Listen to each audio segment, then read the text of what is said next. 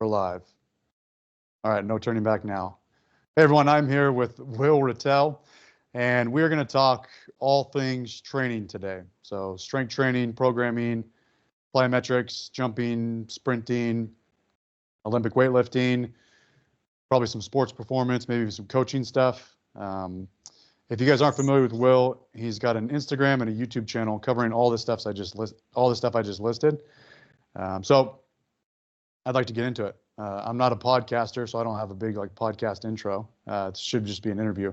But Will, if you would introduce yourself and just kind of talk about, for anyone not familiar with you, just talk about your training background and history when you first started with sports, lifting weights, and sort of a timeline of events up till now, I guess. Yeah, I played pretty much every sport growing up. I started lifting in like 7th grade, maybe, where my parents would send me to like summer strength and conditioning camp. It'd be like 2 times a week. Most of it was like machines and like bench. I mean, it wasn't like super demanding or like based in like many principles that we would apply now. Because that was back in like 2007 or something. But I kept lifting all the way through high school. I played football, basketball, baseball in high school. And again, the lifting was like not something I would recommend people do now. I would do like sets of 10 for cleans. I would squat to half depth, but like all the standard stuff that like high school kids do is what I did. And then I went to University of North Dakota to play football here, which is where I'm currently coaching now. So I'm working at my alma mater, which is pretty cool. So that's when I actually like got into like a real strength and conditioning program. Was at UND here from 2011 to 2015.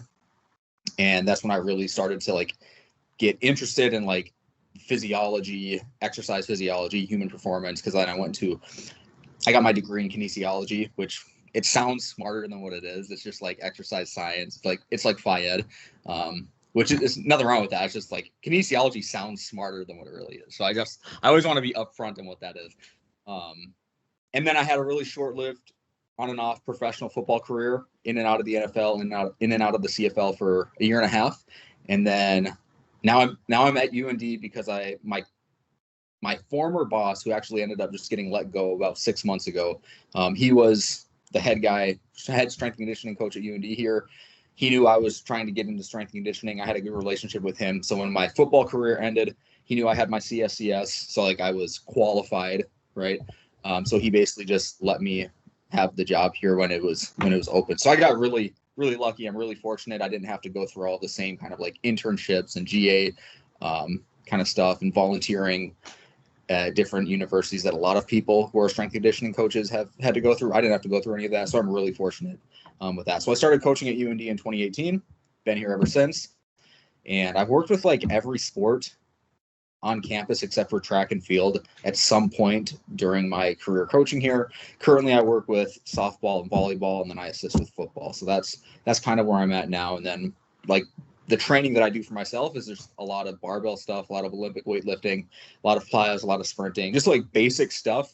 But I just try to come up with as many creative ways to implement the basic stuff to make it engaging. So I want to talk about that. What does your training look like nowadays? Like a weekly or whatever kind of cycle you would run, like 10, if it's like a 10-day or 8-day, what does your typical training look like now? Mainly to answer the question of what do you like to prioritize? What do you like to do? What do you spend your time doing with training pretty much? What's your training look like now?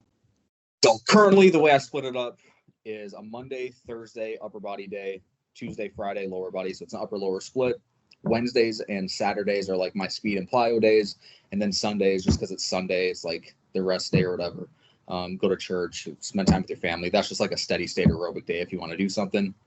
I play a lot of basketball. So I play basketball every Wednesday night. And I do, like I said, I do a lot of Olympic weightlifting. I don't do that every single training session. I'll probably do some sort of Olympic weightlifting movement 3 times a week.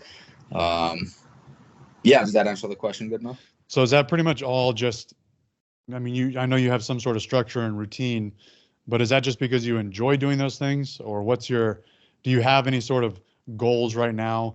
Or do you have any sort of purpose besides, I just like doing this stuff. And so that's why I program it. You don't have to have like a specific goal, but is there anything behind that? Well, yeah, my goal is to be able to dunk as long as I can. So I'm 31 years old. I'm only 5'10". So like my window of being able to be as athletic as possible and like dunk a basketball it's gonna come to an end at some point. So I'm trying to like extend that as long as possible. So that's like my goal. So that is why I prioritize like maximal strength and explosive strength as much as possible. So yeah, and then I love Olympic lifting, man. It's just there's nothing more fun in the weight room than getting under a heavy snatch or a heavy clean, you know. So I do a lot of that. And other than heavy Olympic lifting, I don't think there's anything more fun than getting under a bar and squatting heavy or pulling a heavy bar too. So, but like from a principle standpoint, I like the Mark Rippetoe starting strength principles of like exercise selection. We're going to use exercise that train a large amount of muscle mass, are conducive to heavy loading, and train through effective range of motion. So like, if you follow those principles, you're going to end up doing just a lot of basic barbell exercises anyways. And it's really efficient, really effective, and it works really well. Yeah, that is a good way to dummy proof your program if you just follow those principles. Yeah. Yeah. That's a pretty good optimistic way of looking at training to say, I want to do something by the, in the next 20 years, I want to be able to dunk for the next 20 years. Rather than putting a hard landmark of like, I want to squat 600, next year on this date, which I think a lot of people fall in the trap to. We'll talk a little bit about that. But so if I follow your Instagram and I've watched a lot of your YouTube videos, so I know the answer to this question, but I know that if you're lifting heavy and if you're jumping and you're sprinting and you're doing conditioning and you're playing sports on the side, and it sounds like from the split you just said, you're training like 6-7 days a week. Yeah, I do some sort of activity every day, but like training wise, I'm training 5 to 6 days a week. Yeah. And that at least from the people who follow me on Instagram, because I got some questions from people who follow me on Instagram. A lot of people want to know, how do you do that? How do you train 6-7 days a week? How do you recover from that? It's crazy. I do 3 days a week and I'm just fried. What do you have any method to your madness or any like secrets? Yeah. Just like don't care about it. Like, yeah, I enjoy training. I'm going to do it regardless. Like if my baby wakes up 3 times in the middle of the night and I only get 4 hours of sleep, I'm still going to train just because I enjoy it. It's an outlet for me. And if I need to scale back some of the intensity and volume due to fatigue levels or whatever it is, I'll scale back. But I don't really care about it. Probably, I mean, I've heard you say the same thing before too. I've heard Austin Baraki say the same thing. Like, have you ever just tried caring less? It's just a good mindset to have. Like you said, there's not a number on the bar that I care about. I just care about like getting the quality training in because it's good for you. It's healthy to do. It's good for your mind. It's good for your soul. It's good for your body. So, yeah. So are you trying to like lift maximum weight every single session, or like what's your kind of approach to that, if any? Yes and no. I mean, I do like programming like a top set of 5 or a top single or top whatever, a top set with some back offsets. So that top set, yeah, I'm trying to like really push it. But like I said, there's not a number that I care about. So if my top set of 5 for the day on squat is a 405, when other days it's 465, so be it, Yeah. So a very popular question. People always like to know minimal answers, like, what are your top 5 squat exercises, or what are your top 3 lifts if you could only do 3 lifts? So I'm going to ask, if you only had 3 hours a week to train, what would that look like just off the top of your head? And I don't care how you split those 3 hours up, 3 days, 1 hour each, a 1 3-hour session, whatever. But if you had 3 hours to train and that's it, I don't think that would ever happen. But if in some other world, what would you do in those 3 hours? I would definitely dedicate a 30-minute session to sprints and plyos, a 30-minute session to like aerobic fitness. And then I would probably do a couple 45-minute full body strength training. And then how much time do I have left? 30 minutes. Then another 30 minutes to, probably do 3 full body strength training sessions, 45, 30 minutes dedicated to aerobic fitness and 30 minutes dedicated to true max effort sprinting and plyos. I like I'd that, have man. to think about it more though to give you like Right. a license. Yeah. No, I'm gonna copy and paste that and sell my 3-hour week program. Yeah. But I think that just the way you frame that, I think works really well, and we'll talk a little bit about that when we talk about your programs. But I think just putting a time cap on something works really, really well. And again, we'll talk about that. You might get where I'm coming from, rather than saying I'm going to do 5 sets of squats on this day and then 10 sets. Like, how many weekly sets should I do and how many weekly reps should I do? But if you just put a cap on, I'm gonna do plyos for 30 minutes. I'm gonna do heavy weight training for 30 minutes. It sort of kind of puts you in charge of programming. And again, we'll talk about that in a bit. But this question is for my entertainment. Let's say your wife was like, "Hey, Will, we need $1 million by next year. I need you to get drafted to the NFL again to find some $1 million contract. And you have until next year. What would you add to your training or subtract from your training if you were trying to get drafted again? Oh, geez. What would you do more of? What would you do less of? I would do more sprints and plyos type stuff. I would probably do less.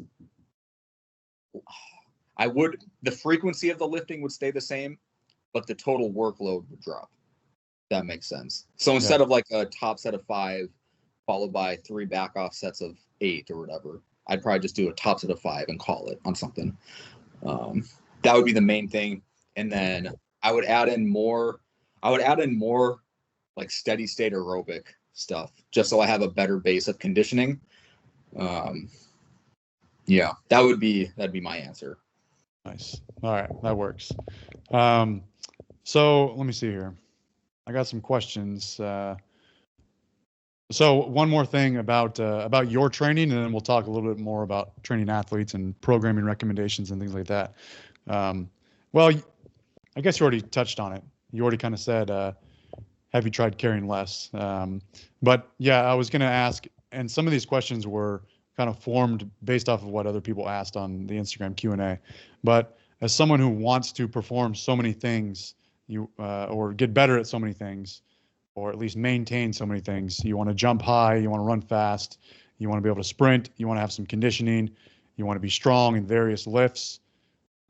Like, how do you deal with sort of this performance expectations and rate of progression? And because I know a lot of people get like performance anxiety, gym anxiety of like, I got to be increasing this, or I should be here in 6 months. But you kind of touched on it. You just don't care a whole lot. You just know that if the effort's there, everything will kind of take care of itself. That was just a popular question, so I kind of come back to it. If you have any more thoughts about that. No, I mean, I just know I want to be as healthy and as athletic as possible for as long as possible. And like, I've talked about like the minimums before. I want to just give myself like the minimum exposures needed in order to maintain all of these qualities. Knowing that like when I'm 55, I'm not going to be as athletic as I am now, but like you're just trying to maintain these qualities as much as possible. Yeah, like without any expectations. Like it's not a number, but the only thing I care about performance-wise is being able to dunk a basketball. So like there's times where I go play basketball on a Wednesday night and I just do dunks in between pickup games, right? You'll do like 3 or 4 dunks when everyone's getting water between games. And there's times where like now at 31, I'm missing 3 out of 5. And like, if I leave the gym and I went up for 20 dunks and I only made 4 out of 20, I'm pissed. But if I have a good night where I'm 20 for 20 or even like 15 for 20, I'm pretty happy. So like, that's the only like performance thing that I actually care about. Yeah, it's going to be a sad day when I like leave the gym. Don't know how old I'm going to be where I don't put 1 dunk down. So that's really the only performance I care about. Yeah. I think that just like genuinely loving training, unfortunately, the hard truth is, I think for most people, you either have it or you don't. It's not really something you can I would fake. agree with that. Yeah. And I think that a lot of people who do train and they get so wrapped up in numbers, or I got to hit this number, that's fine to have those performance metrics. But like, yeah, when it comes down to it, if you don't love doing it, it is going to be hard if you're trying to spend so much time getting better, and you're not seeing that as often as you'd like. But when it comes down to it, yeah, people that are just in the gym for decades genuinely just love it. So yeah. Alan, how old are you? 35. What point did you kind of stop caring? At what age? I don't know. Yeah, probably around 30. When I stopped doing really strict powerlifting. It's hard not to be sucked into numbers when you are powerlifting. Yeah. But that's why I started doing more strongman. And at that point, I can just focus on an upcoming competition. And so I don't really care about numbers that I do. I just want to beat other people. I want to win. And so it's nice to do that, to have that. But yeah, honestly, I would say, and I think once I started to expand what I was doing in the gym, I wasn't just squat, bench, deadlift all the time.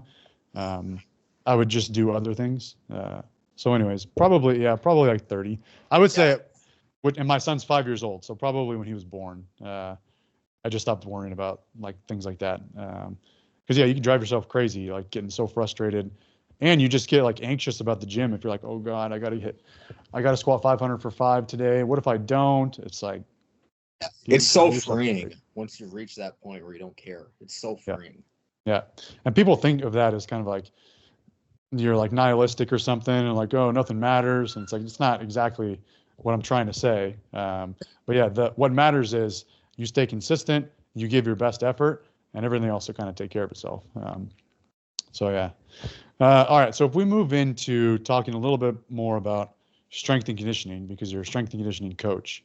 So I want to paint a picture or give this scenario of a person. I'm not totally making this up. This is a person that I meet regularly, and I hear this story just being a gym owner and a personal trainer.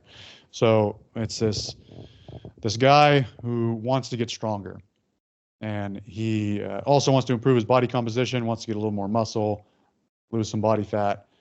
He wants to be athletic, whatever that entails. He wants to have he cares about performance. So he wants to have something to show for all the work that he puts in, all the time he puts in the gym. Probably wants to have a little bit of conditioning in his back pocket because he likes doing things outside of the gym. So popular things are, I like to go to jiu-jitsu class a couple times a week. I like to join like team competitions for strongman or CrossFit, like a local comp. I might do a Tough Mudder every once in a while. I play pickup basketball, or my work does a softball league. So they do something outside of the gym.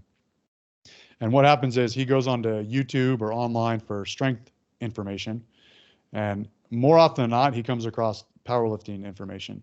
And before you know it, he's doing a powerlifting program, and he just gets sucked into this very specialized squat, bench, deadlift, powerlifting, 1 rep max. That's not entirely bad, but I think that in an ideal situation, he would come across some strength and conditioning content or strength and conditioning programs, because that would suit his needs much better. But I think a lot of times strength and conditioning coaches are very specialized. They like cater to certain athletes. And when they see like, oh, I'm not a baseball player, I'm not going to follow this program for wrestlers, they kind of just check out. So anyways, my question for you is, do you think that strength and conditioning programming should be different for the guy I just described, some average Joe, versus strength and conditioning programming for an actual athlete who plays a sport? For the most part, not really. Yeah, no, not really. I guess like depending on the sport that the athlete plays, you're going to emphasize different qualities a little bit more than others. But for the most part, like exercise selection would all be the same as far as like the frequency of getting lower body strength training in per week, upper body, some conditioning, some speed and plyos work. It's all going to be pretty much the same. It's going to be a little bit different depending on the sport that they play. But like, yeah, if you're like an average Joe, but you want to have some sort of athletic ability so that you can express your qualities outside of the gym, you should probably implement all of these different training modalities to make sure you're well-rounded. So why do you think that is? That like content online, any strength and conditioning content online seems to be either specifically for athletes that are competitive, or it's specifically for certain types of athletes, like strength and conditioning. I'm the strength and conditioning guy for baseball players. I'm the strength and conditioning guy for wrestlers. Why do you think something like powerlifting dominates content online? And it's not even powerlifters doing powerlifting programs. Like powerlifting content, I feel like bleeds into fitness. Like people just looking for general fitness advice kind of follow these powerlifting programs more than a strength and conditioning program. Any reason why you think that is? I mean, I could give a guess. My guess might be wrong, but I feel like the more niche your content can be, it sounds kind of counterintuitive, but the bigger your audience can be, where like if your niche is if you don't have a niche, if you're very general, you have a very general approach, I feel like you reach less people. It's kind of like a paradox in that kind of way. I could be wrong, but that's kind of my take on it. Do you know what I mean? Yep. Yeah. You definitely have to like cater to someone, like volleyball players are my thing. And you're going to get all volleyball players automatically by default to buy into whatever you're trying to sell or your service or your ideas. So yeah, I guess it's more of a marketing strategy online than anything. I think some of it could be, as I'm thinking about this, because once I had that question for you, I'm thinking about it myself. But I think a lot of it is most strength and conditioning coaches are actual certified coaches with jobs. And so, whereas powerlifters might just like make money selling programs online. They don't have an actual job. So maybe that's why powerlifting content just dominates YouTube and Instagram over strength conditioning. But that could also be just my bubble. I don't know. Well, so that could here's kind of like an anecdote for you. So like the guys I play basketball with ranges from 22-year-olds to like early 30s. And so like I'm on the older end of like the age range of the group I play with. And it's really interesting. So like the older guys, they start to kind of fade away and stop, and they show up less and less and less, right, as time goes on. And like questions that they'll ask me, because they know like what my job is, they know I put content out online. They'll like ask me like, how do you stay athletic? Like, I feel like I'm losing a step. I feel like I'm getting slower. And these are people that they work out, like they exercise. They don't just play basketball once a week. They go to the gym and they work out. And my answer to them is always like, well, just add like 1 day of sprinting a week. Like go to a local football field 1 day a week, do some sprinting and plyos. Like that's going to set a base for you that's going to like last for a while. But they like don't like that answer. And so for some reason, like the general, how do I put this? General population people, I think they're looking for a specific answer that, I don't know, because I just gave them a specific answer to sprinting. Can you hear my dog? Yeah, no worries. I feel like watching a powerlifting content is like easier to consume and then try to apply, because you're going to a weight room, you're going to a Lifetime Fitness, you're going to an Anytime Fitness. Like that stuff is easier to apply than a lot of other stuff. So I don't know. Maybe that doesn't make sense. It made sense in my head, but. Nope, that does. Yeah, people want something specific, and just giving them more general advice doesn't always work. If you were like, just go sprint, just go spend time sprinting. But they want like how many sets and reps, what day, going to the gym. And it is a little more general.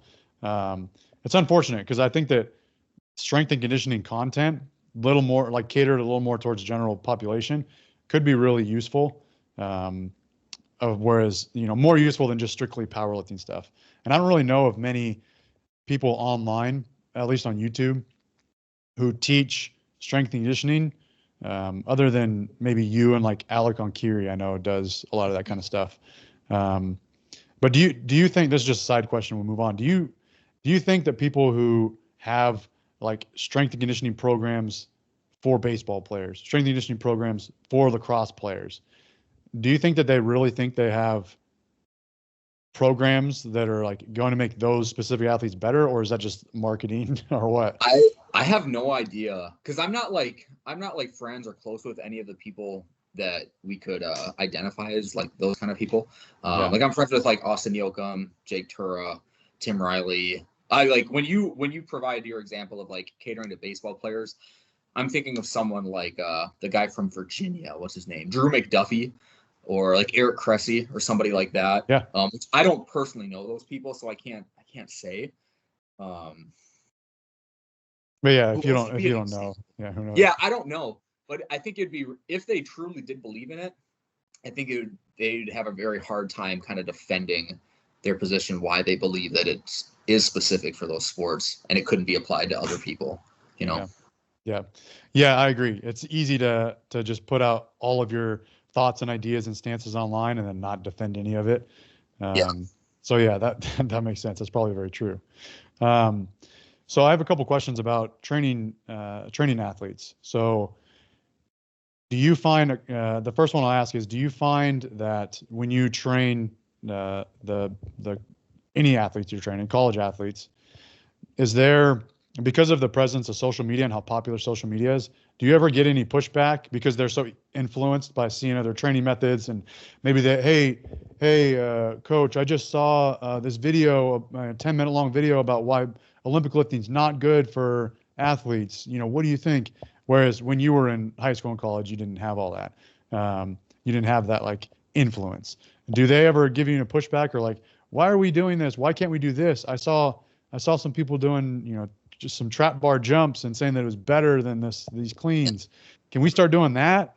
Do you ever get any of that? And if you do, how do you handle that? Or no, do they just shut up and train? I personally don't, but I think it's because of my online presence. So I'm sure there probably are people that do, because like I am putting content out. I am trying to like, I'd be lying if I said I didn't have an agenda when I'm putting content out. Like I'm trying to get ideas out. So like I do put my ideas out. I try to defend them the best I can. So like the athletes that I work with, they all follow me on Instagram. So like they know what my true opinion of things are. So I don't really get a ton of that.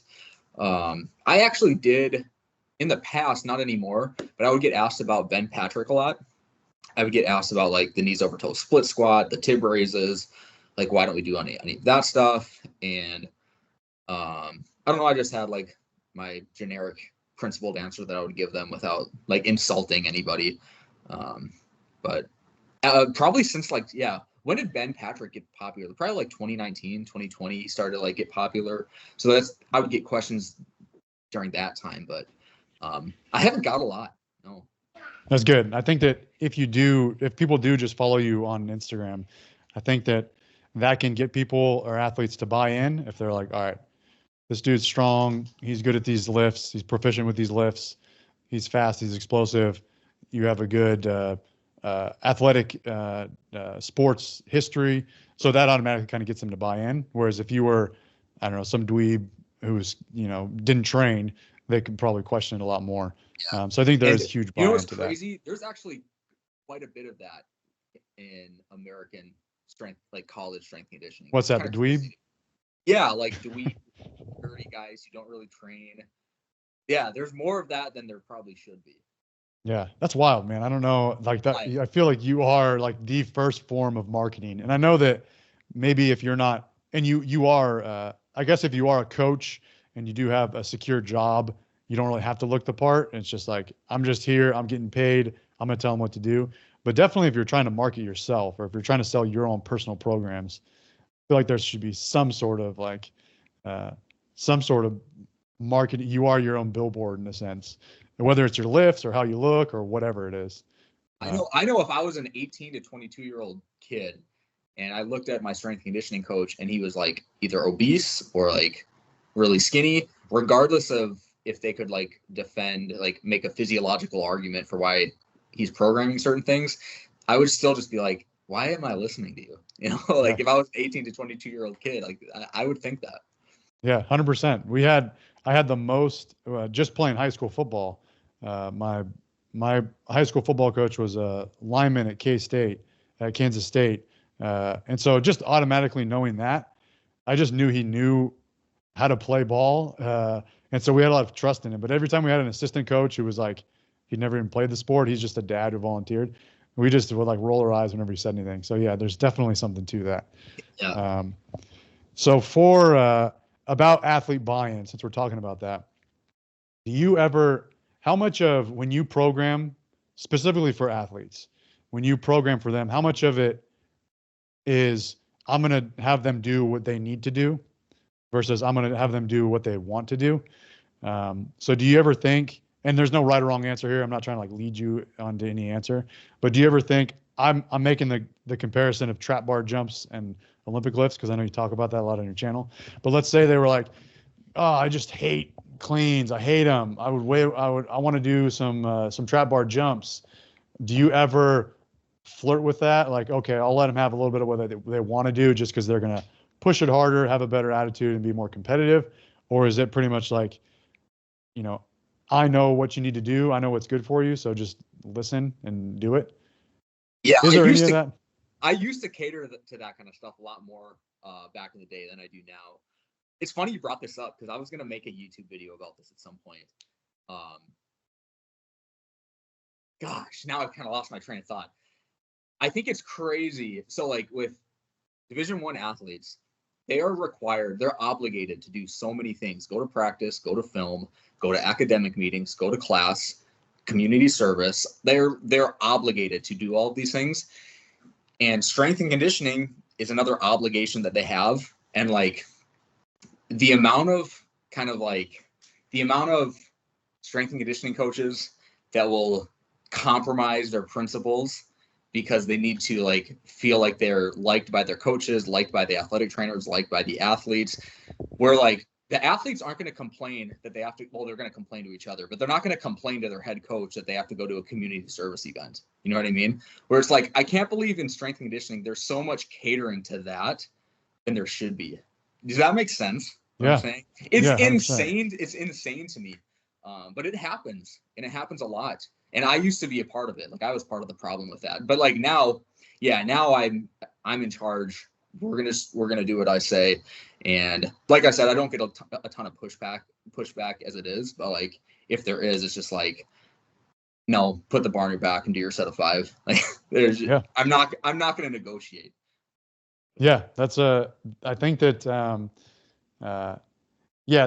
some of it might be like entertainment. Like, are you an entertainer or are you a coach? And then also, I mean, it's no different than social media content. Like, I could make up more obscure things to say just so people are more engaged. And I'm sure programming is the same way. Like, I'll have them do this because they're gonna think it's fun.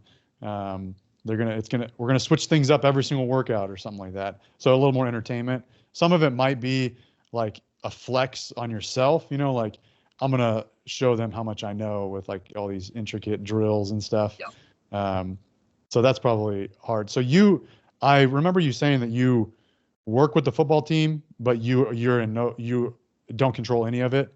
Like, right. You don't program. I'm an assistant. So I just show up to their training sessions and I kind of just get told what station to go to, which group of guys I'm working with, what their program is, and I just go kind of execute my role there. Okay. Do you ever have to like, I don't want to get you in trouble or anything, but do you ever have to like bite your tongue as you're watching? Like what? No. So how I said my previous boss, he got let go after like Christmas, like the end of the semester. So we got a new boss. When his name's Derek Stein, he's awesome. He's my current boss.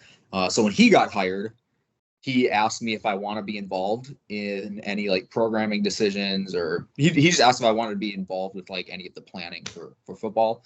So I just told him no right away, because then it just dismisses me from having to bite my tongue.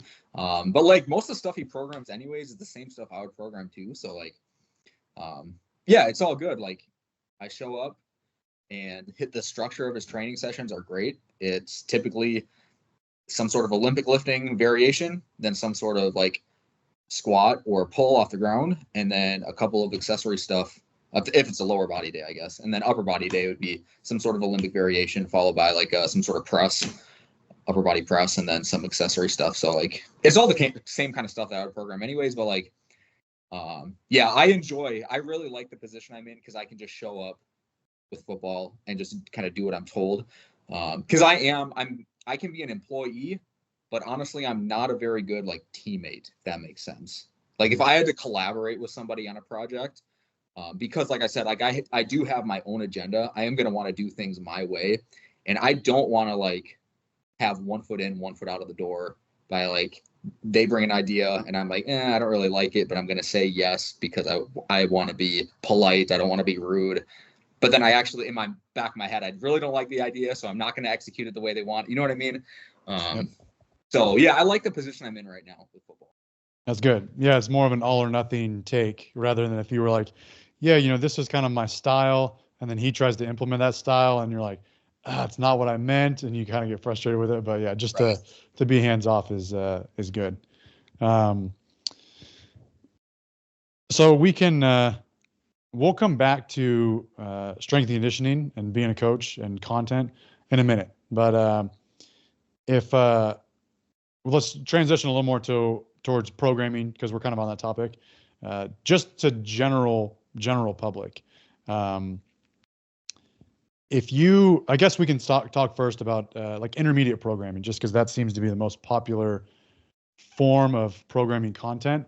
And I just define intermediate as someone who's past the very beginner stage. So people usually hop on starting strength or strong lifts 5x5 or something like that. So a beginner is they're at the point where they're proficient with the lifts. They've just kind of added 5 pounds every session. Now they're stuck, they're failing lifts, and they don't really know where to go from here.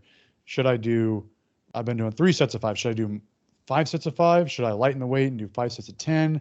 Should I do more exercise variation? Should I do less? Should I get more specific? I know that's a huge loaded question, but I know, just to kind of bring you back in, I know you've answered very complex questions with pretty simple answers, like how many reps should I be doing?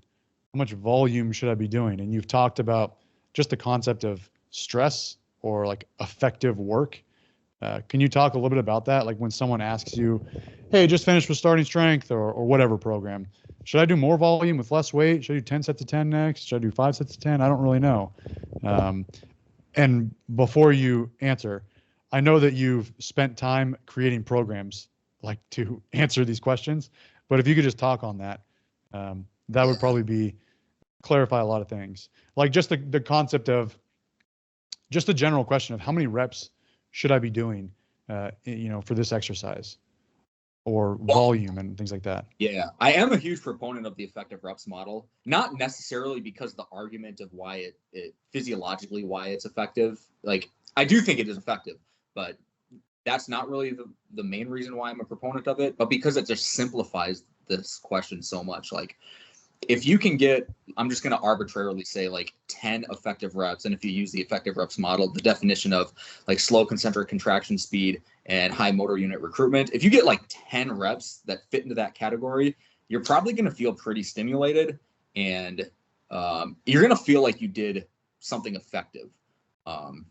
Whether it's 10, 12, 50, whatever the exact number is, the 10 was arbitrary. But that's why I'm a proponent of the effective reps model, because it simplifies that kind of stuff so much. And then you don't have to worry about like, all right, I did 3 sets of 5 last week at 225. Well, what if I did 3 sets of 3 at 240? Is that really an improvement? Is it not? I don't really know. It kind of just simplifies decision-making in that regard. And then as far as like exercise selection, I guess it would depend on the person, but I'm a huge proponent of, yes, making very subtle changes in the exercise selection. So like if you've been back squatting and front squatting for 6 months and you really haven't done any other variation, go ahead and try a Zercher, go ahead and try a box squat, try squatting off the pins, just make really subtle changes in the application of the load. I think is a really effective way for people. Just like minor changes like that, I think are really effective for most people. Keeps it simple, allows them to train hard without putting a ton of thought into it. So that brings up something that I don't have written down here. When I look at your training, people might call it bare bones training because it's always barbell training. You're doing a squat, a deadlift, a press, and some pulling. But with that said, it looks very basic and very standard, elemental. But if you go through your Instagram, you're doing so many different variations. Can you talk a little bit about variations? And I think people want to know, like, what variations should I be doing? Do you have any opinion on that, or is it more like, I'll let you talk about it, but. Yeah, not really. It's mostly a personal preference. Like I said, with the Ratelle principle of exercise selection, as long as it like fits into those 3 principles, you're probably going to be okay. I have personal favorites for sure. Like I love Zercher squatting. I love squatting off pins. I love snatch grip deadlifting. I love deficit deadlifting. But yeah, it's mostly just like exercise selection is a personal preference. Yeah. Yeah, Most I of like most that. of the stuff I do is to humor myself. Yeah. Yeah, like I've seen your submissions to the Snap City and the Yeah, what was it? Alex Blennis did like the knee crusher and you did like a 500-pound split yeah, squat or something like that. yeah. That's insane. Um, yeah, so I think that there is a lot of variety, which you're a testament to, in someone who's kind of limited. Someone who's like, oh, all I got's a bar and a rack in my garage. I think that one, you've shown, and I think you've talked about on your channel, just the amount of stuff you can do with a barbell. Not only exercise variation, but just changing up sets, reps, or the way you approach that. So instead of 3 sets of 5, just 15 hard reps with a certain weight and as few sets as possible, things like that. So how often do you, now that I mentioned that, how often do you program that kind of stuff, like time sets, AMRAPs, or density sets, all this kind of stuff of rather than a traditional 3 sets of 5 with this weight, you would do, like I said, 15 hard reps. Is that just kind of, you just wing that whenever you feel like doing it or what? Yeah. So for myself, I'm sure at least once a week I'm doing something that would be like outside of the set and rep scheme type of programming, whether it's a giant set, density set, an AMRAP, or something like that, or an EMOM even. But like for the athletes I work with on campus, not as often, just because it's a much more controlled environment. We only have, I got like for volleyball, I got like 17 girls I'm working with, all sharing 5 racks, 5 barbells. You got to get in, get out. So there's not a ton of that. Um, so like for something like a giant set where it's like, hey, you need to get 20 quality reps in as few sets as possible. Something like a pull up would be like a good exercise to put that in for like a structured team at the end of a session. Like, hey, we got 8 minutes left. Try to get 20 pull ups in as fast as you can. Density sets you can't really do with a group setting like that. It just doesn't work The because rest would people are be too long. yeah, people are changing weights on the bar, and AMRAPs work well if you just do like one. You just say, hey, build up to a heavy AMRAP set. I programmed 80% on the bar for you, so that's the weight. That's easy to do in a team setting. But yeah, in a team setting like on campus, you do way less of that kind of stuff because you got to keep them moving. You got to have their rest periods somewhat organized. Um, and then with my clients, like one-on-one clients, I do a lot of it because it's a lot easier to implement with one-on-one clients. Yeah, I've started doing it. I don't know where exactly I saw it. It was in one of your programs, but it was like jumps. Maybe you just put an Instagram post about it, but it was like jumps. Do this kind of jump, like a vertical jump, 15 minutes. And it is really nice. When I saw it, I was like, damn, I'm looking forward to this. Like it just rather than do 5 sets of 5 jumps, because I would run into, I'm warming up and I'm like, I don't know, should I should I increase this box height and start my first set? I just did that and it was kind of easy. Like, should that be my first set? Maybe the first couple sets, but just to get away from all of that and just say, I'm going to do whatever sets of 3 to 5 for 15 minutes and just ramp up as I feel, uh, is really, really nice. And it is, you just feel like you're in charge. And I think that there should be some form of like, navigation that the lifter has to figure out themselves, which is nice. So I really enjoy that, and I've done it a couple times with other stuff like uh, the density set type stuff, where you just do 3 to 5 reps, as many sets as you can within 15 minutes with a productive weight. And it is nice to just focus on those 15 minutes because rather than having, it's not for everything I do, but rather than having like traditional 4 sets, I'm gonna have to like get ready psychologically to focus for this set and then rest, and then get ready again to focus for this set and then rest. And especially if I'm at Untamed Strength and it's like busier hours, there's so much stuff to distract me in between sets. So if I don't have to rest like that and I can just stay focused for 10 minutes, I like it a lot. It's great. It's nice. And I think that pulling variables like that, especially when you're intermediate, can be really helpful. Rather than like, okay, I'm an intermediate, should I be adding 2.5 pounds per session now or 5 pounds? Like just one variable you're pulling on. There's just so many other things you can do. So I appreciate it. And even the Instagram posts you put up where you just list your workout, I'm like, oh, I'm going to try this. So it's nice to see that. So yeah. So I want to talk a little bit about sprinting and more just sprinting and then Olympic lifts. I know you're a proponent of sprinting. You do it often yourself. You have your clients do it. You have your athletes do it if possible. Um, Aside from just getting faster, what are some benefits of sprinting that might be that might be more useful for someone who doesn't play an actual sport? But why should I do some sprints? Yeah, like I like framing this as if I'm speaking to someone who their primary means of exercise is lifting weights and like they care about getting stronger. I think sprinting is like one of the best things that you can do just to like supplement increasing strength. Just like the level of motor unit recruitment you get sprinting is unmatched doing anything else. Certain outputs that you're going to achieve, certain impulses that you're going to experience, not just like on your legs, but as an entire body, it's all going to be unmatched doing anything else compared to sprinting. So from that perspective, it's probably really underrated. Like if you do play a sport, it's probably really underrated for someone in terms of like providing a stimulus that could potentially reduce the risk of a hamstring strain. So like if someone plays recreational soccer once a week, they just add sprinting and they add sprinting into their training on top of strength training once a week. I think their likelihood of having a hamstring strain is probably going to go down. There's a lot of things I can't even think of. There's a ton of things, but I can't really think of other examples right now. So my mind's boggled. It's funny that the one thing that, and maybe even in sports too, but just the average Joe, the one thing that people avoid doing, they avoid sprinting for fear of hamstring strain. Yeah. But that's actually the one thing that they should be doing to avoid that. It's kind of it's very ironic that people avoid that, but it's probably something they should be doing. Yep.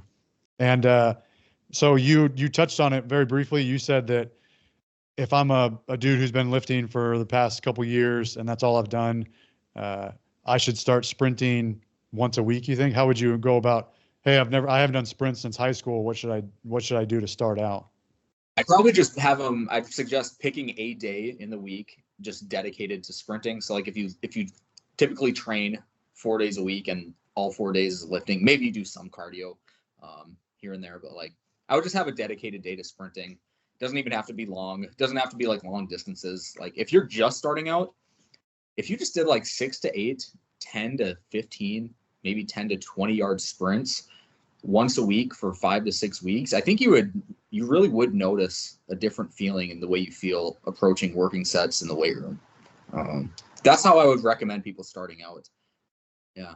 That's perfect. I've recently, so what I'm doing what's called the Haas Frankenstein. So I'm doing the Haas project. I was bouncing around for a couple of weeks of like which one I was going to do. I'm doing the Haas project, but I'm doing some of the plyometric and sprinting from launch.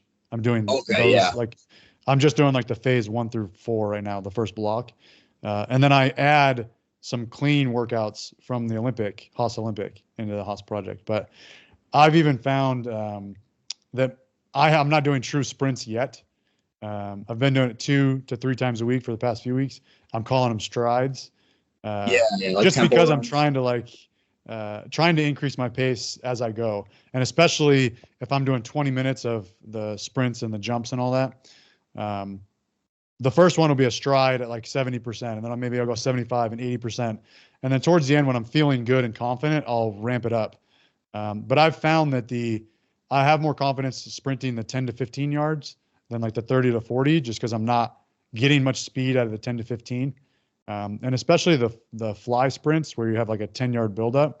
I think that maybe for like a really stiff power lifter who hasn't sprinted in 15 years, that not worrying so much about like that initial takeoff is when they maybe hurt themselves. I don't know, or avoiding the top end strength.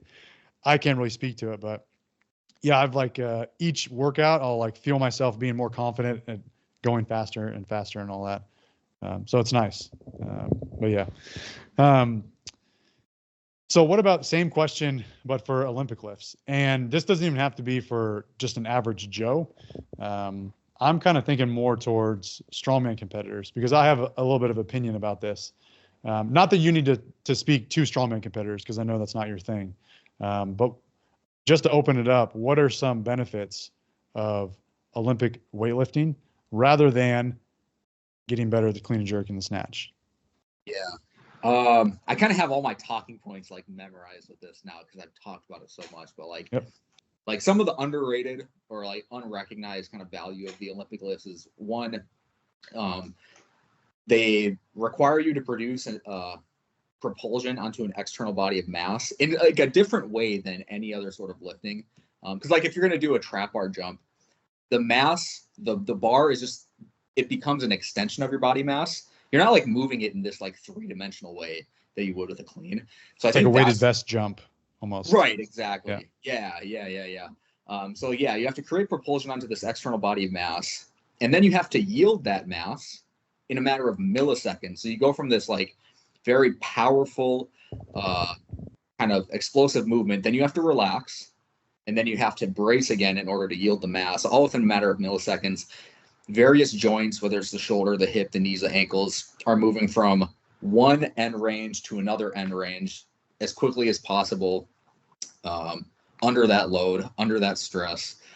So like I think all that stuff is just really overlooked a lot of times. And because like I'll always hear the argument, especially among like collegiate strength and conditioning coaches, that like, oh, we don't need to clean, we don't need to snatch, which is true, you don't have to, but we don't need to do it because the turnover of the catch is only specific to the sport of weightlifting. And it's like, no, being able to drop your center of mass under another external body of mass to gain better leverage on that external body of mass can be applied in so many different other contexts. So that's just like some of the value that Olympic lifts provide that I think a lot of people don't recognize. Yeah, dude. You were the first person that I ever heard explain it like that, because I would always hear it as it's just triple extension. It's good for triple extension, and I'm like, all right, and that was a good enough reason for me. But I could never argue, and not that I wanted to, but I could never argue against that versus a loaded jump or a trap bar. Why not just trap bar jump? But the triple flexion, dropping under that weight quickly, quick breathing, bracing. It makes so much sense in my head for strongman. And every time I host a competition or I join a competition, a strongman competition, just at the local level, I'm speaking, there's almost always a weightlifter or a CrossFitter who's pretty good at weightlifting, who comes into the competition and does really well, like blows people away. And I would always think, why are they so good at this? And I would always think, oh, they're athletic. You're not even being able to like explain what that means. Just like, oh, I guess they're just athletic. But when you started listing those things, and in Haas Olympic, you explain all that in the ebook, the things you just talked about, I was like, a light bulb went off. There are so many instances in strongman where you do have to maneuver around this heavy external resistance. So for example, weightlifters that join these competitions, I have one example in my head of a recent competition, but he's loading a stone up. He has to get one to win. He has to get one more to win. He loads his stone up and he gets it stuck on the bar that he's trying to put it over, and it's stuck there. And he just quickly adjusts, pops under it, and then presses it up so fast. And it's kind of the same thing of him like being able to drop underneath it. When I look at just me doing cleans in my routine, another one of my training partners who does cleans in his routine, we're really good at tire flips, picking the tire up and then jumping back under it. When you look at strongmen trying to do an axle bar clean, it's god awful. They can't, even though even with a continental clean, they have to get it up to their stomach, and then they can't jump under it. Once it's from their stomach up to their shoulders, they can't catch it with bent knees. They just don't have the ability. So they're like catching it while standing up high. Not only do you have to clean it or like pick it up so much higher, but it's just that inability to catch something and triple flexion that's really limiting them. And so when I saw you bullet point those things, I'm like, this makes so much sense of why these Olympic weightlifters do so well at strongman competitions. And yeah, it just makes so much sense. And I know not everyone watching this cares about strongman, but I just think that strongman, CrossFit, any other thing that has to do with that, I think it helps a lot. A lot of the pushback I receive regarding like those arguments is that you can't quantify it. Because it like that's a qualitative analysis of the movement, but it's like just because you can't quantify it doesn't mean it doesn't exist, you know. Yeah, I think that's where like the qualitative kind of analysis of the lifts I think is a lot more compelling and valuable than the quantitative like power production, rate of force development, those kinds of things. Because I feel like people may agree with my conclusion on the Olympic lifts, but they can't articulate their position as well. And so they end up resorting to saying, oh, cleans are good because of power production, triple extension, and rate of force development.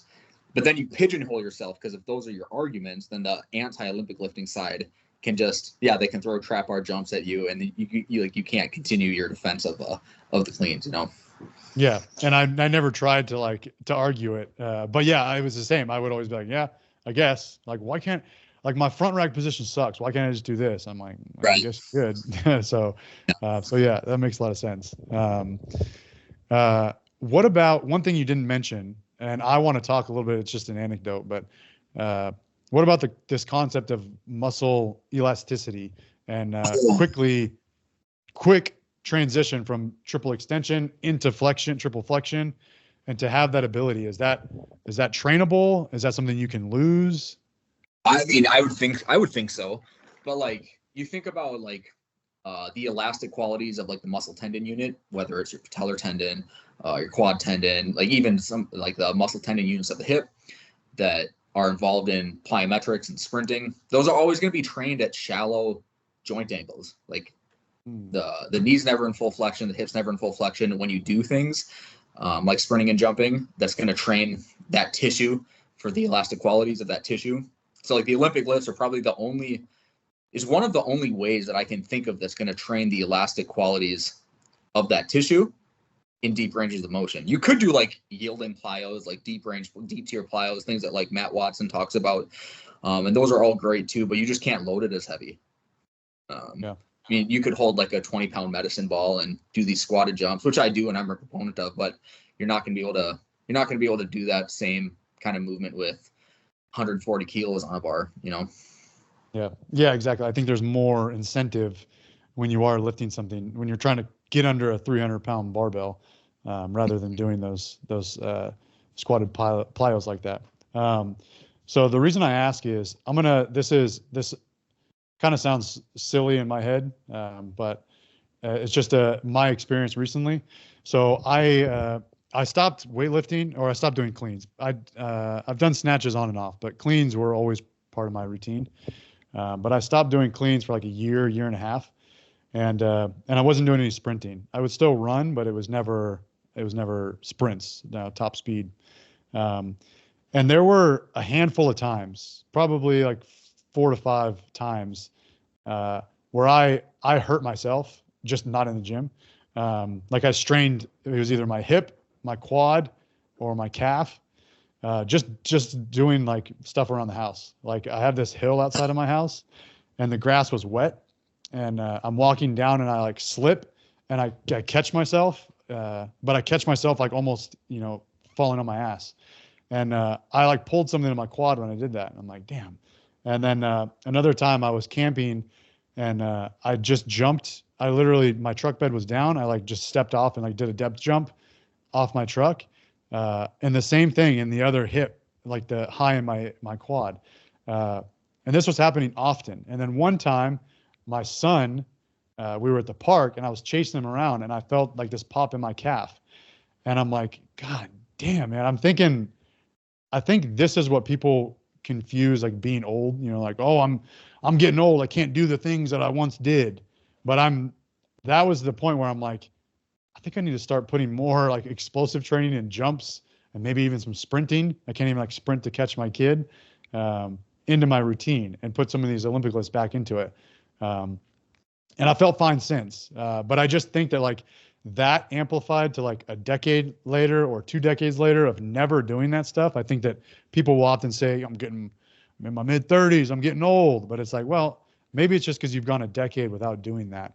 And I'm not pretending like age has no impact on things, but I think that like if you just think about muscle elasticity, and I guess you're being more or less prone to injury as you get older, I think if you maintain this stuff, I personally think if I maintain this stuff in my program, I think that's going to set me up to be a little more resilient than just blaming it on like, oh, I can't do what I once did. So anyways, that's why I've started wanting to get into sprinting more and Olympic lifts for those reasons. But that's a personal 100%, dude. But, yeah. So don't stop doing it and then realize, try to find out the hard way that, damn, I need to start doing this again. But yeah, I've seen like, I think it would be, you say to be able to dunk at 50. Dude, I think if I was to like max out sprint across the football field when I'm 60 would be badass. So awesome. Do something like that would be really cool. You follow Matt Smart though? No, I've heard you say his name a million times. So like, yeah, I kind of criticize him a lot, but he made a post. I guess it was just a video of like probably some 65, 70-year-old guy doing exactly that, like sprinting across a soccer field. It's like, yeah, that's the goal. Like that's the goal to be able to do that at that age. That's awesome. Yeah, and I don't. That dude didn't look. I think I've seen that video, and I don't think he looked like a physical specimen or like some sort of outlier. It's just like, I think that if you don't use it, you lose it, certainly. And even if I am going to lose it, like every decade of my life, I'd at least try to minimize that, the amount that I'm going to lose it. All right, dude. So, I want to ask a couple, I don't know if you're pressed for time or not. I want to ask a couple questions. I'm done for the day. Okay, cool, man. I want to ask a few questions then that were submitted through Instagram, as well as I'm actually going to leave the YouTube community post. If you want to answer any of those specific, you're more than welcome to take them. And I know you like to do the Q&A training videos. I think people will really appreciate that. The questions that I got on Instagram were actually very similar to that. That's why I didn't worry about both of them. Some of the questions, initially, I'm kind of like, these are lazy questions, but then I realized maybe they don't know of you, so they haven't looked into your stuff. But I think that a lot of programming questions would be answered by, I'm not like trying to like sell you here, but would be answered by just getting your ebooks. That's the reason why, that's the main reason why I got those 3 Olympic launch, Haas Project and Olympic, because I had a bunch of questions. And rather than being like, hey, do you suggest I squat on 2 days a week? And then like, just get the program, and then all the questions are pretty much answered. So a lot of them were questions like that. Like, how many days a week would you suggest this? Or if I'm an intermediate wanting to get better at sprinting, jumping, what would you suggest? And it's like, I made a program right here for you. So anyways, you don't have to be super in depth with these, just kind of off the top of your head. But this guy asks, despite its technicality, do you think regular gym goers should try out Olympic lifts? You've kind of already said yes, if they want to. Any more thoughts on that? Yeah. I mean, no more thoughts. Nothing to elaborate. But yeah, the answer is yes. But I would, if someone has no interest in it, then I'm not going to say you should go do it. Yep. Yeah. I feel the same.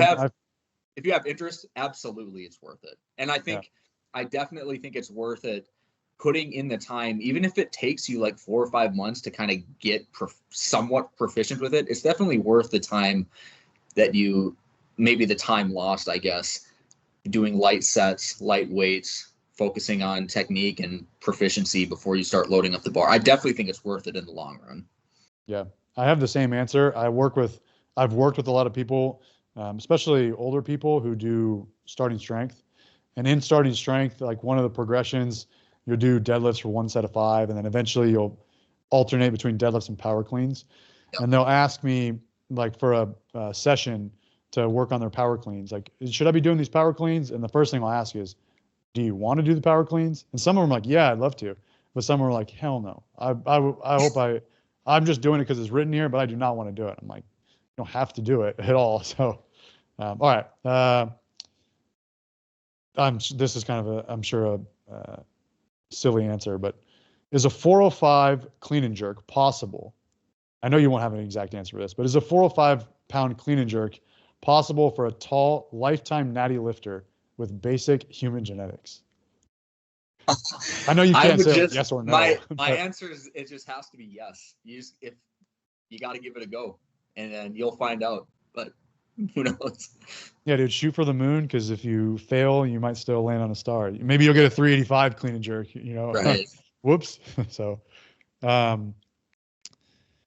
lot of these questions also could be easily found on your YouTube channel, which is why I didn't select them. You've already talked about returning to sprinting after years of not sprinting.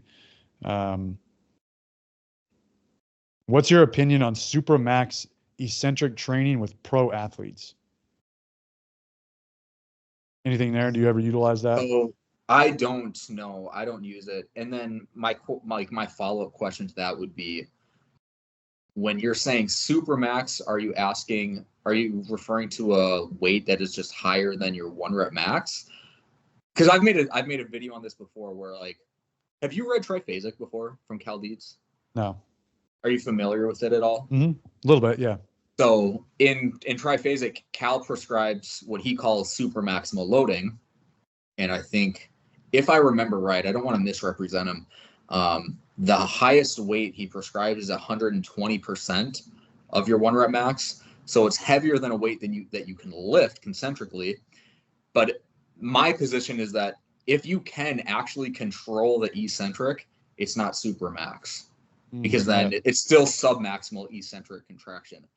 So that would be my question: is, are you referring to something like that, or you're referring to a weight that you actually can't control and you get stapled right as soon as you unrack the bar? Because that would obviously be a lot more stressful than a submaximal, even though it's super maximal compared to your concentric muscle contraction. But no, I don't use that with anybody I worked with. I have tried it in the past with the basketball team when I worked with UND men's basketball, and the implementation of it, I was such an idiot, man. It just didn't work out well, because then you get guys who, I don't know, it's 18 to 22-year-old basketball players who, one, don't have any interest in lifting in the first place. They're not paying attention. You get guys who unrack the bar. Their spotter, you need a spotter if you're using that kind of weight. The spotter's not paying attention. He gets to the bottom, can't stand up, and now he's like asking for help for a spotter, and the spotter's not paying. It just doesn't work very well. So ever since then, no. So the answer is no. I don't prescribe it for anybody. I'm not necessarily opposed to it on principle, but I haven't. Logistically, I don't think it would work well for most people. Yeah, I think that, so SupraMax, they might be referring to percentage of 1 rep max, but you're saying a true SupraMax eccentric would be something that you can't resist, and you're just trying your hardest to. But yeah, dude, I would not want to do that, especially if I had less interest in lifting. And especially if you're having a bunch of athletes, like, all right, we're gonna do 5 sets of failed squats today. I don't want to do that. And even if it did have like a little bit of validity to it, there is this concept of like, I hate doing it, so I'm not going to do it. Like if I was to say, hey, if you want to get your deadlift strength up, studies show that the best thing for increasing deadlift strength is just 10-second isometric holds. Like maybe you'll put that in a little bit in your training, but you're still going to do normal deadlifts. Like I don't want to just grind on something, every single time I deadlift. I want to actually pick it up and set it down because I enjoy that. So yeah, that doesn't sound fun to me. And yeah, you definitely have to have a team atmosphere to do that, or else you're going to strip plates off and pick it back up. So, so this, I'll put these 2 questions together. They say, Will, I never see Will doing any machine exercises like leg extensions and leg curls. Does he think that they're useful? And then someone else, are leg extensions, leg curls, and machine stuff essential for programming? Could you talk a little bit about that? I won't say much. I won't say anything more. Go ahead. I don't have access to them in my garage or. That's what I was going to say. It's just racks and bars and weights. So that's like the main reason I don't use them. Even if I did have access to them, I probably wouldn't utilize them very much. But again, I'm not opposed to them. I think And I learned this from Jake Tura. Are you familiar with Jake? You know Jake? I've heard you talk about him on your Yeah, he's one YouTube of my channel, friends in too. But Q&As. he's big into like tendon rehab, specifically Hmm. like patellar tendinopathy. He's a huge proponent of machines like leg extensions is as far as like a return to play protocol. And so if you're in a situation like that, I would definitely prescribe machine-based loading if you're in some sort of return to play protocol. But but yeah, I mean, barbells are just a lot more accessible for people. Dumbbells are more accessible to people. For me, like if I'm using a barbell, depending on the exercise, I kind of know how much weight to put on the bar for it to be a quality set. But like Hmm. machines, the loading is different sometimes. You like might put the pin in, not knowing how heavy it's going to be, and it's way too light. So then you take the pin out and you make a big jump, but it's still like way too light, and you end up like having to do a bunch of warm-up sets trying to figure out the appropriate load. So yeah, I'm not opposed to them, but that's like the main reason I don't use them. Yeah, that reminds me. Can can you talk for a second about? You're pretty much just repeating something that I thought about.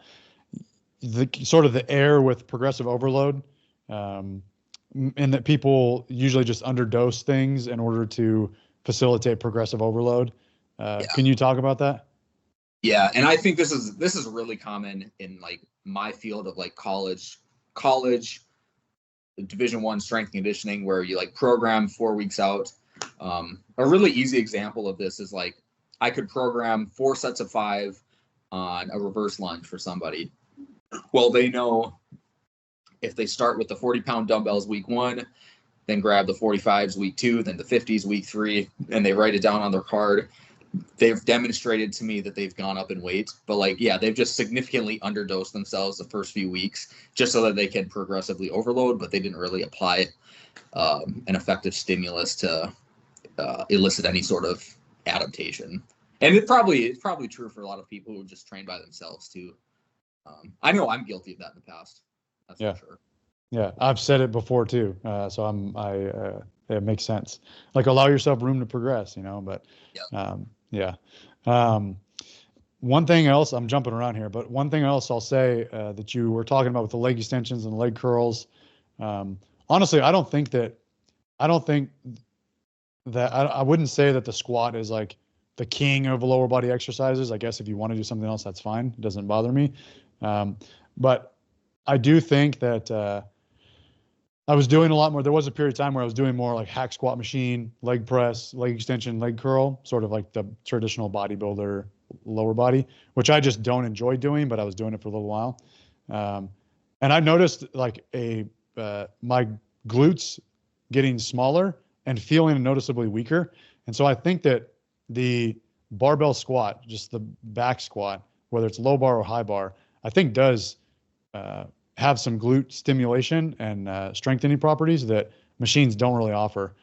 So that's just kind of anecdote, or just strengthening the hip musculature. I think squats really do that better than like a leg extension, leg curl, like isolating everything. But that's just anecdote.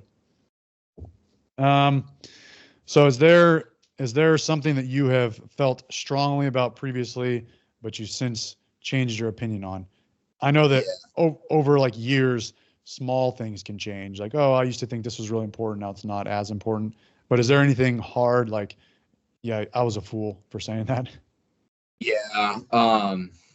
There's a few different answers I could provide. One of them, and I'll probably have to establish some context on the back half here, but like currently, I would never justify what I am doing exercise selection wise, loading wise. I would never try to use rate of force development, improving rate of force development as a justification for anything.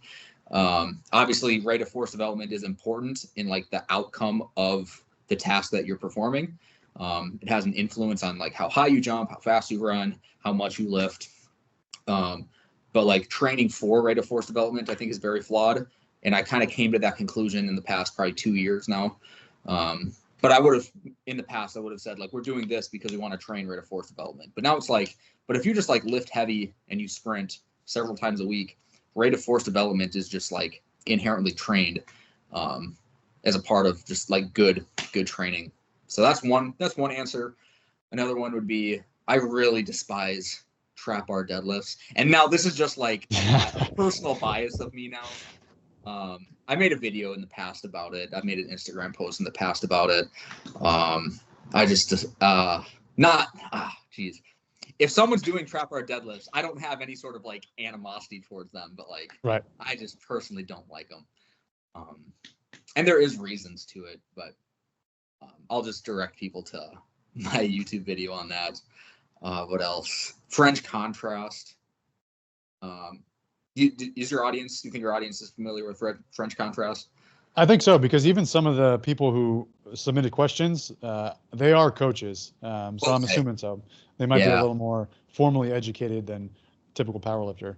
Yeah. So I used to prescribe French contrast for like the volleyball players and various athletes that I work with. But so like the thing that I changed my mind on regarding French contrast is like the argument for French contrast is you're going to use a conditioning activity to potentiate an explosive activity, right? And then, but I think the acute PAP, the acute potentiation effect, is kind of not real in a way. Like it's real, but if you just like perform the activity you want to get good at, you're better off just doing that activity for however many minutes that you're going to perform it. You're going to like reach a flow state. You're going to reach your peak performance probably quicker.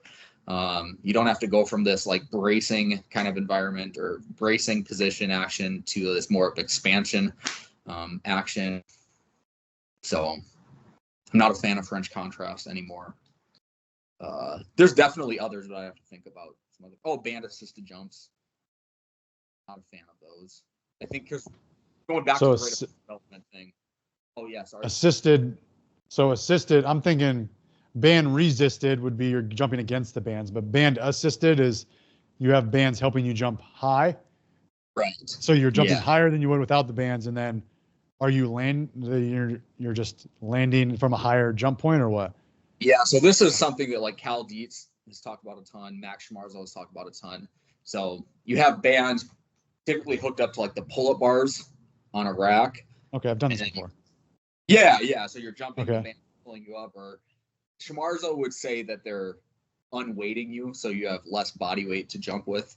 But like the argument would be it forces you to improve your rate of force development because the bands are pulling you up. You have less time to produce force and the ground to jump. But like, I don't know why you would want to do that unless you are doing some sort of return to play protocol and you haven't jumped in a long time. You need to accrue some jumping volume, so you need to scale the jumping down. But like, it's different. It's different than an overspeed sprint because there's an actual negative consequence if you're doing overspeed sprinting, because if your stride frequency is not high enough, you're going to fall on your face. But if your rate of force development isn't fast enough in a band assisted jump, there's no negative consequence. You're still jumping higher anyways. And then the bands are also, it's reducing your body weight. So the landing impact is less than if you were just body weight only. So you don't get like the same eccentric loading, which in a way is even more of a reason to do plyos than the concentric action. So I have a video on that too on my YouTube channel. If people want to go to that. Yeah. I articulated better than what I just did. Yeah. What is overspeed sprinting? Like downhill sprinting? Or how else would you do that? Downhill sprinting. Have you seen like the people? I know I did this in high school. You have one person wearing a harness, another person behind you. Yep. Also connected to the same harness. And so you're like slingshotting the person behind you. That would be like overspeed sprint. So the person in the back is getting the overspeed, is getting the training, or? Yeah. Oh, okay. And the person in front would be getting resisted sprint. Okay. I'm thinking of like when I was in high school, we had this weird kind of pulley system where both partners were kind of getting a training effect. So like the lead person was getting resisted sprinting, but then the weird pulley system ensured that even if the person in front is slower than the person behind, they're still getting pulled. I don't know what the system was, but it was kind of a cool pulley system. Yeah, we had something like that, but it was very basic. They were called Tiger bands. I don't know why, but I was thinking some sort of like parachute with the wind behind you, like something crazy like that. But yeah. All right, let's see. Will, any advice on dealing with college strength conditioning BS, admin, coaches, ATs, bad attitudes, etc.? Thanks. Sounds like you're fortunate enough that you don't really have to deal with that, but I'm sure within your circle, you've talked to plenty of people who go through this. Any advice? My advice is just say no right away if you're ever asked to do something unreasonable. Because once you say yes, you've kind of opened this can of worms that you're going to say yes, and you're not going to say no the next time. You know what I mean? So just like say no right away whenever you're asked to do something unreasonable, and then more than likely than not, you're not going to be asked to do something like that again. What was an example of something unreasonable? So like the football team. So I'm not in charge of football, but I've been asked to like come in at 8 a.m. on a Saturday morning and open the weight room so that they can bring a recruit in. Things like that, where it's like, no, I'm not coming. Yeah. You know what I mean? Things like that. Yeah, that's the best example I can come up with. But there's just like unreasonable things that's not part of your job description that other strength coaches get asked to do, and then they end up doing it, and it makes for a really, really poor work experience. Yeah, that sounds like just like career and work advice too, not even just strength conditioning, but yeah. And what about he listed bad attitudes? I'm assuming bad attitudes from the athletes. Yeah. Are you familiar with Brett Bartholomew? No. So he wrote a book called Conscious Coaching, and so I read that book when I was young. And basically the kind of the sentiment of the book is you're going to work with a bunch of different kids from a wide range of environments that they come from, single parent, double parent, low income, high, like you're going to have a bunch of different people you're working with. You should navigate these relationships to ensure that you get buy-in. You should treat it. He doesn't say like treat different people differently, but he kind of does. And I kind of fell into that trap of like, well, this kid comes from this background, so I'm going to talk to him a certain way so that he respects me and we build this relationship. But it's like, no, these are 18 to 22-year-old kids. They already have their minds made up if they like you or not. A lot of times, if someone has a bad attitude, you're not going to change it. Just like, I'm not saying like be a dictator in the weight room, but like you're in charge, be in charge. Don't negotiate with them. That doesn't mean be a dick, but you have rules, you have standards, and apply them as you see fit. And I kind of screwed myself over by following that Brett Bartholomew approach when I was younger, and you get walked all over a little bit. Like, oh man, I could just provide. I'll provide one example here. Is like, I had a rule of like, you guys can pick the music, but you cannot go up to the radio station and start hitting next if you don't like a song. So if you don't like a song, there's a consensus that you want to change the song, let me know and I'll go hit next. Well, then at one point I like had to leave the weight room to go to the bathroom or something. So I was gone for a minute. Guys were coming up changing songs because I wasn't there. And then there's nothing I could do about it. And then I already like let them do it because I was gone.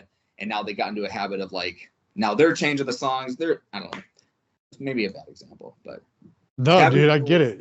Have your rules and stick to them. Yeah, that's good. Yeah, don't be a pushover.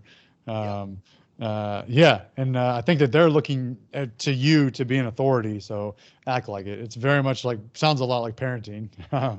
And it's a lot of parallels between that and being a gym owner. Of like, people will ask me about, being a gym owner and how do you deal with this with your members and this and that, and my answer sounds similar to that. That makes sense. Let's see a couple more here.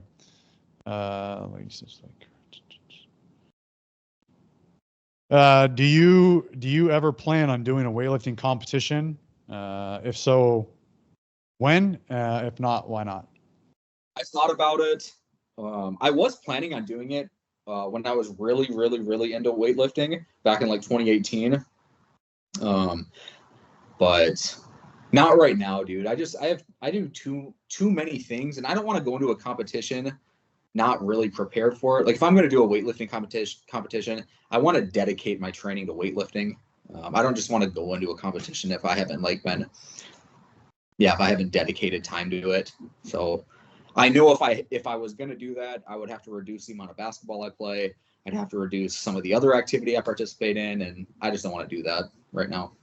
Yeah, that's good. I think a lot of people think that they need to compete or they need to have these specific goals when they don't really want to, and so they do. And I just see it all the time with powerlifters. People like signing up for the next meet because they had a bad meet, and I'm just like, why don't you just like take a couple years and just train? You know, like don't worry about that. But yeah, I get that. Let's see.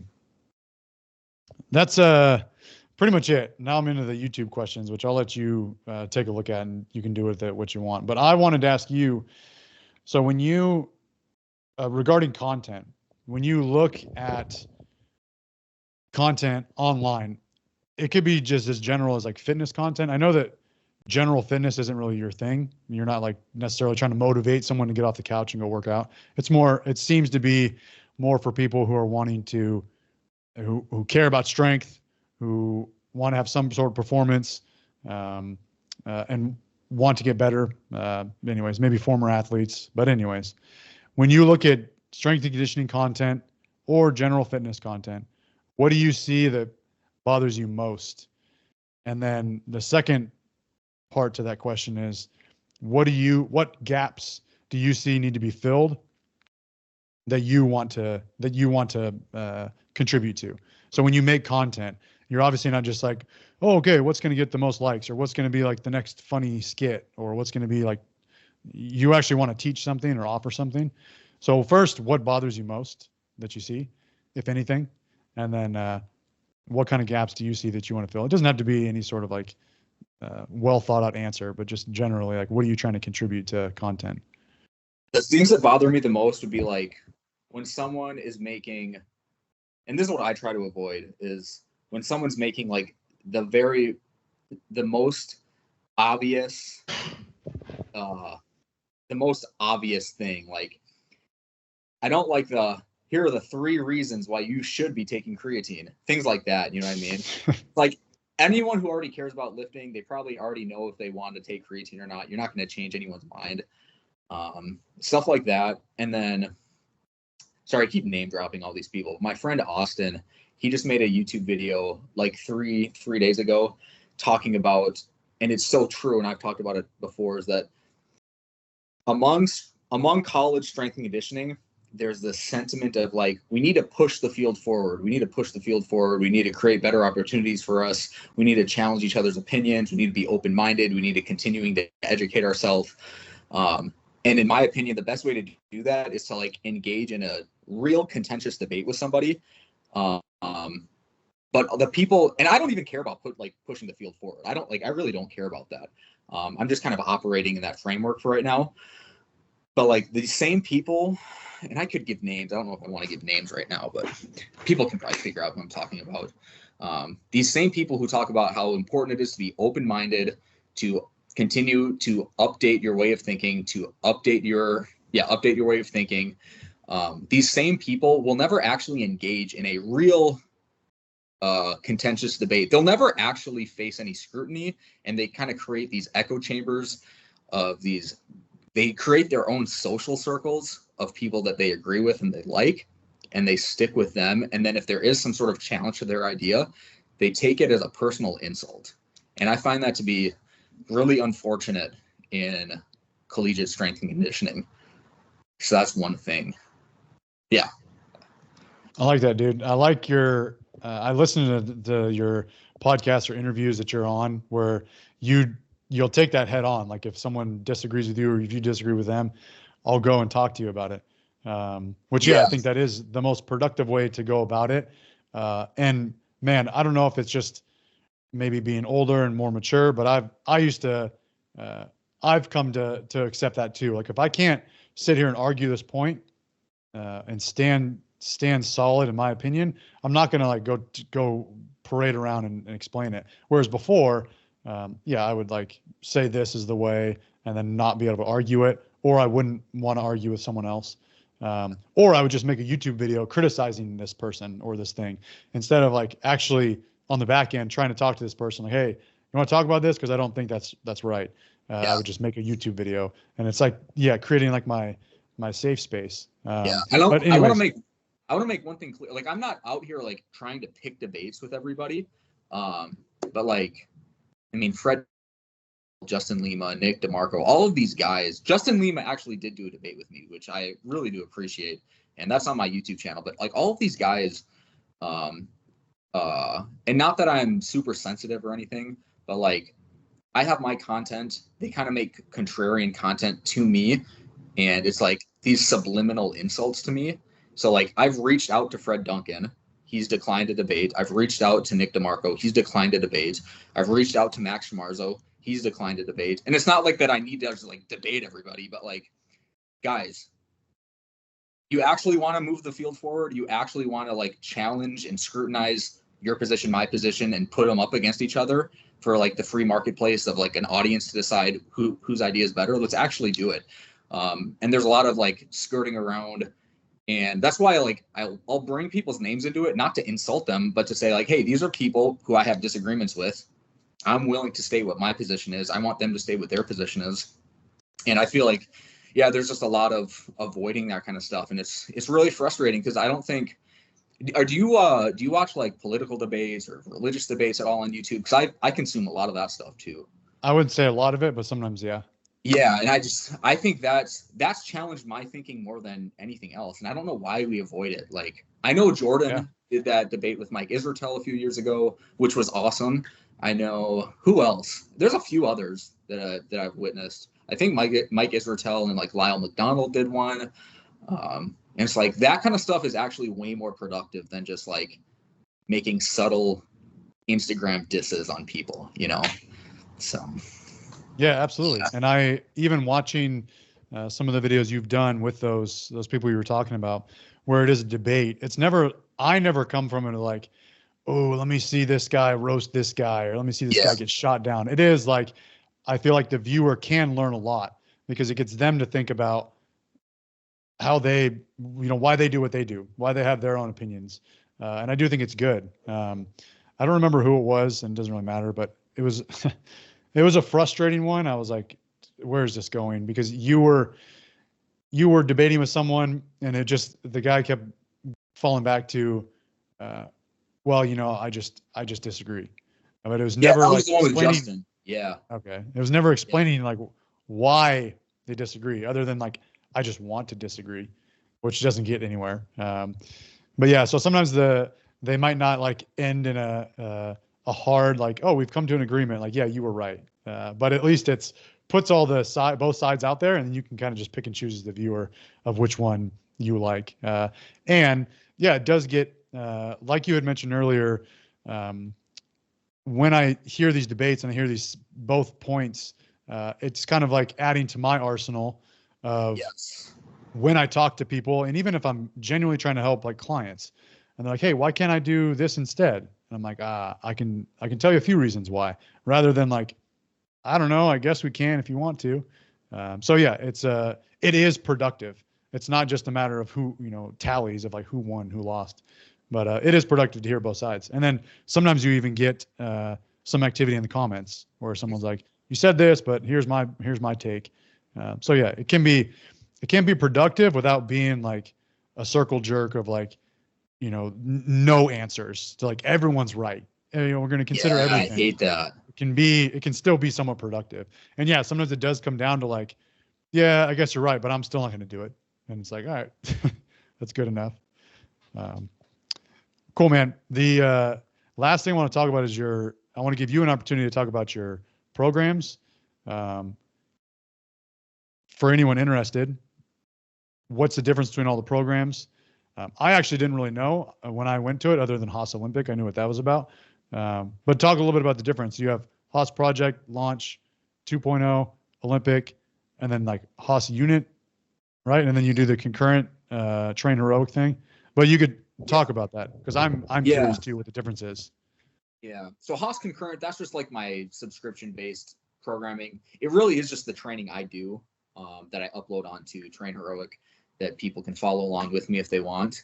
With that, you get access to like the Train Heroic app, which tracks all of your numbers for you, which is awesome. It's really user friendly. But then there's a group chat in there that I'm involved with. So like people put form checks in if they want, or just basic questions or whatever the group chat can be used for. People use it. Haas Olympic is basically just an ebook discussing why I believe the Olympic lifts are valuable outside of just like if you're competing in Olympic weightlifting. Haas Project, basically that's just like, I don't want to categorize it, but yeah, like a strength hypertrophy type program. It kind of outlines the principles in the ebook and mixes in a little bit of like athletic activity, sprinting, jumping, plyos in there too. Launch 2.0, that's basically a ebook discussing like principles of becoming more explosive. It emphasizes plyos, sprinting, that kind of stuff with a little bit of Olympic lifting, a little bit of strength training too. And then Haas Unit, that was just a collaboration I did with one of my friends, Blaine McConnell. And that's not an ebook, that's just a program. So I don't want people to purchase that expecting something that it isn't. So that's just like a template. Like okay. That's more of like something you get from like the barbell medicine. It's just a template that you get. So. Nice, man. That's it. Do you have anything else you wanted to speak on? No, man, this is fun. Yeah, good, man. I'll put your information. You're pretty easy to find. You don't have any complex name or Instagram, and then YouTube's the same way. And I will say, your YouTube channel is like it's like an encyclopedia of information. Like I just found that if you just on your YouTube channel, if I just type in a topic or even just a question, you'll have a video or a number of videos on that, which is really refreshing.